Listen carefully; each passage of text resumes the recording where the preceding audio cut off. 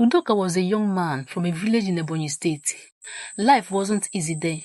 There wasn't much work, and Udoka wanted to find a way to earn money and help his parents.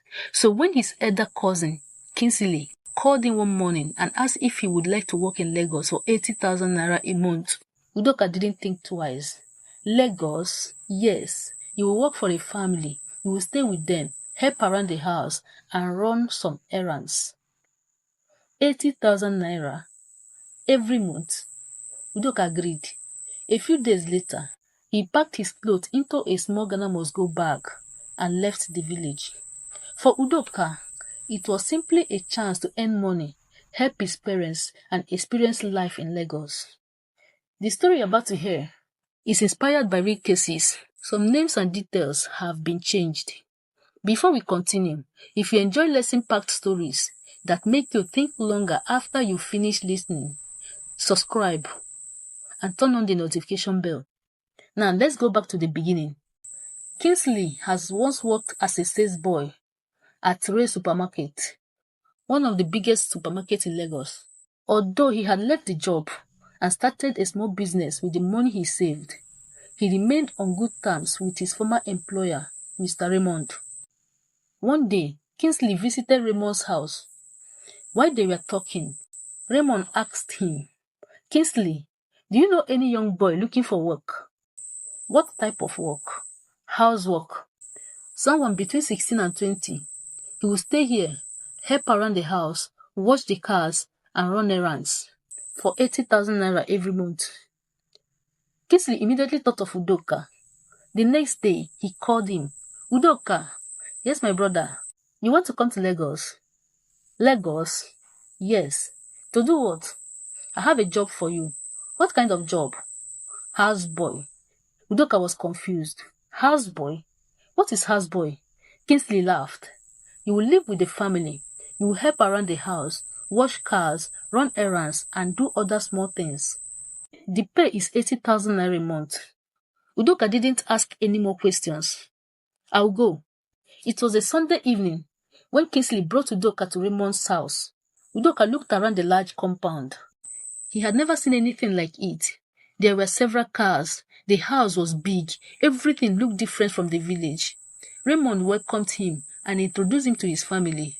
Then someone showed Udoka his room. He dropped his Ghana must-go bag on the floor and looked around. "This room is for me?" "Yes," Raymond replied. Udoka smiled. He had expected to sleep somewhere uncomfortable. Instead, he had the room to himself. That night, he called his mother. "Mama, I've arrived." "How is the place?" "It's fine." "How are the people?" "They are good." His mother was relieved. Udoka was happy too.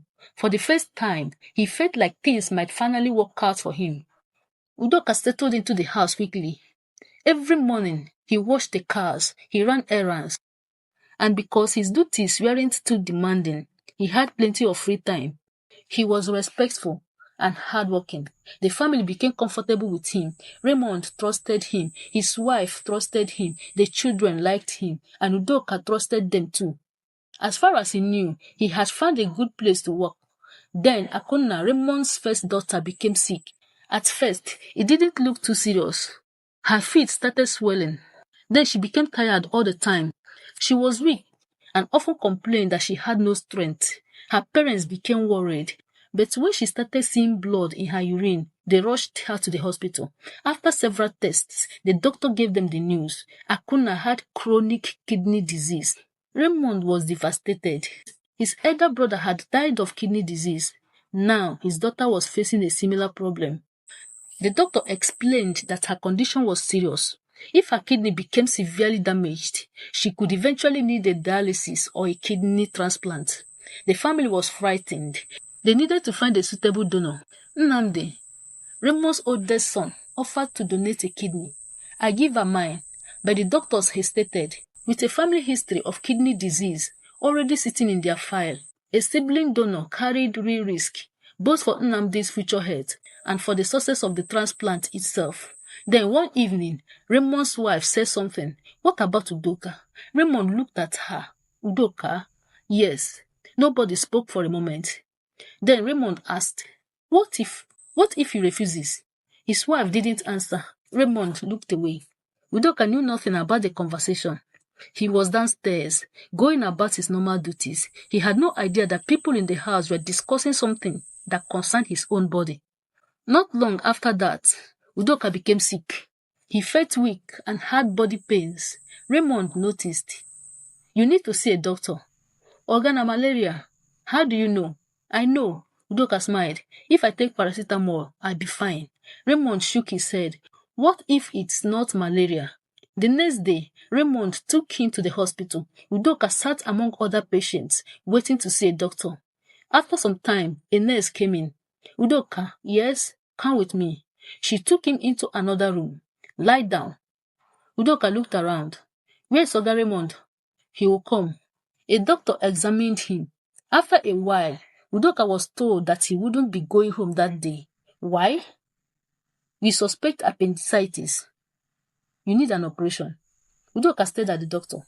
"Appendicitis?" "Yes, but I came because of malaria." He looked at Raymond. "Organa malaria I get too." Raymond reassured him. "Don't worry, everything will be fine." Udoka was confused, but he trusted Raymond, so he stayed. The next morning, Udoka slowly opened his eyes. Everything was blurry. His mouth was dry. His head felt heavy. He tried to move. A sharp pain shot through his abdomen. "Ah!" He stopped. His hand moved toward the painful area. There was a thick bandage over it. What happened? Nobody answered immediately. He looked around. "Oga Raymond." Raymond eventually came in. "You awake? What did they do to me?" "You had the operation." "For appendicitis?" "Yes." Udoka nodded slowly. He was still confused, but he didn't know what else to do. He trusted Raymond. After spending several days in the hospital, Udoka was discharged. Raymond paid for everything and made sure he had whatever he needed. Udoka returned to the house, and life continued. 4 years passed. Udoka never suspected anything. He continued working. He saved money. He sent some of it home. And he believed the operation in Lagos had been for appendicitis. He had no reason to think otherwise. Then one December, Udoka asked Raymond for permission to travel home. "Oga, yes? I want to go to the village." "Why?" "I haven't seen my parents for more than 6 years. I want to spend Christmas with them." Raymond agreed. Udoka was excited. He picked his things and traveled home. His mother was overjoyed when she saw him. "My son," Udoka hugged her. He had missed her. He had missed his father. He had missed home. For a few days, everything was fine. Then one Tuesday night, Udoka became sick. His mother thought it was malaria. She went to a nearby chemist and bought medication. But Udoka didn't get better. He became worse. Then he stopped urinating. One day passed, then another, then a third. The pain below his abdomen became severe. His family became frightened. They rushed him to a government hospital. The doctors began running tests. They checked his blood. They checked his kidney function. They carried out imaging. Udoka lay on the bed, weak and exhausted. After some time, the doctor came back. "Udoka." "Yes, doctor." "You've had this problem before?" "No, doctor." "Have you ever done an operation?" Udoka thought for a moment. "Yes." "What operation?" "They said it was appendix." The doctor looked at him. "Where?" "In Lagos." "When?" "Some years ago." The doctor picked up the scan again. Then he looked at Udoka. "Nobody has ever told you anything about your kidney." "My kidney?" "Yes." Udoka shook his head. "No, doctor." The doctor was quiet for a moment. Then he said, "Do you know that a person normally has 2 kidneys?" "Yes." "But you are seeing only one." Udoka stared at him. "What do you mean?" "Your other kidney is not there." Udoka gave a confused laugh. "Doctor, how?" The doctor didn't laugh. "It looks like one kidney was removed." "Removed?" "Yes." "By who?" "I don't know." Udoka slowly sat up. "But I've never done kidney operation." The doctor looked at the scar on his abdomen. "You said you had an operation in Lagos." "Yes." "What did they tell you?" "Appendix." The doctor examined the scar again. Then he looked back at the scan. "Are you sure?" "Yes, doctor. That's what they told me." The doctor was silent. Udoka stared at him. "Doctor, what is it?" The doctor looked at him and said, This doesn't look like an appendix operation. Udoka's face changed. What are you saying? The doctor pointed at the scan. One of her kidneys is gone. Udoka froze. He touched his abdomen. His mind suddenly went back to 4 years earlier. The nurse, the operation, waking up with the bandage, Raymond telling him not to worry. And then he remembered the conversation he had once overheard. What about Udoka? And Raymond's voice, what if he refuses? Udoka looked at the doctor. Doctor, yes? I thought they operated on my appendix. The doctor looked at him. And Udoka could barely hear the next words. Then we need to find out what happened to you in Lagos. Udoka stared at him. He didn't know what to say. He only knew that for 4 years, he had believed the story about his own body. And now, inside the general hospital, that story had just fallen apart. Where was his kidney? If you want to know what happened to Udoka, Mr. Raymond, and the hospital, type part 2 in the comments.